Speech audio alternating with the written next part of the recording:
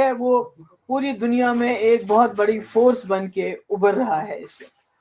اور اسی طرح پاکستان کے اندرونی حالات بھی اچھے نہیں ہیں، وہ ہم سب جانتے ہیں. تو ایسے میں دونوں ملکوں کا کوشش یہ ہونی چاہیے کہ ہم آپس میں جو ہے پولیٹیکل انٹرونشن ہونا چاہیے. ملٹری انٹرونشن سے کچھ حاصل نہیں ہوگا. ہم دیکھ رہے ہیں پلوامہ کے بعد بھی ایک اسی طرح سے بالا کوٹ ہو گیا، تو اس کے بعد کیا ہوا؟ آج پہلگام ہوا، تو اس کے بعد یہ جو ہو گیا آر پار جو اس وقت ہو رہا ہے. مجھے لگتا ہے کہ میری آئی ارج دونوں طرف سے کی جو لیڈرشپ ہے کہ ان کو میری یہ گزارش ہے کہ یہ جو اٹیکس ہیں ان کو خدا کے لیے بند کر لیجئے. ہمارے بچے مطلب کہ جن کے کھیلنے کے دن ہے، میں نے خود دیکھا اس بچے کی جو فوٹو پہلے تھی وہ کھیل رہا تھا اسی ٹی شرٹ میں، اس کے بعد جب اس کی میت کو لے کے جا رہے تھے جو پونچھ کا ہے تو اس کے سر کا یہ حصہ بالکل الگ تھا. تو یہی حال ادھر ہے، اس سائڈ میں بھی ہے.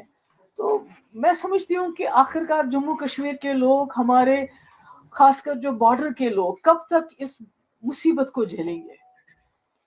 یہ کب تک چلے گا؟ کب تک ہماری ماؤں کی گودے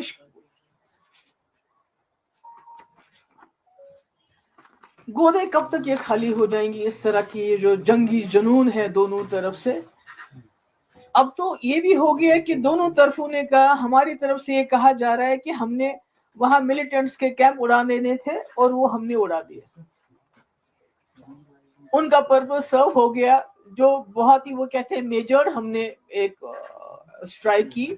تو اسی طرح سے پاکستان کا کلیم ہے کہ ہم نے جی 5 جیٹ اڑا دیے، ہم نے جی بریگیڈ ہیڈ کوارٹر ادھر پنچ کا تباہ کر دیا، ہم نے چوکیاں تباہ کر، یعنی کہ دونوں نے حساب برابر کر دیا.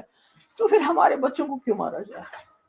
ہمارے لوگوں کو کیوں اس طرح سے ان کا خون کیوں بہایا جا رہا ہے؟ تو میری گزارش ہے، آئی اپیل، میں وہاں کی لیڈرشپ کو بھی اپیل کرنا چاہتی ہوں. یہاں پرائم منسٹر مودی جی آپ نے خود کہا تھا کہ آج کل کے اب جو وقت ہے، جو ایرا آف وار ختم ہو چکا ہے. جب آپ نے یوکرین کے مسئلے میں بات کی، آپ نے کہا era of war is over. اب ڈائلاگ جو پولیٹیکل انٹرونشن کی ضرورت ہے.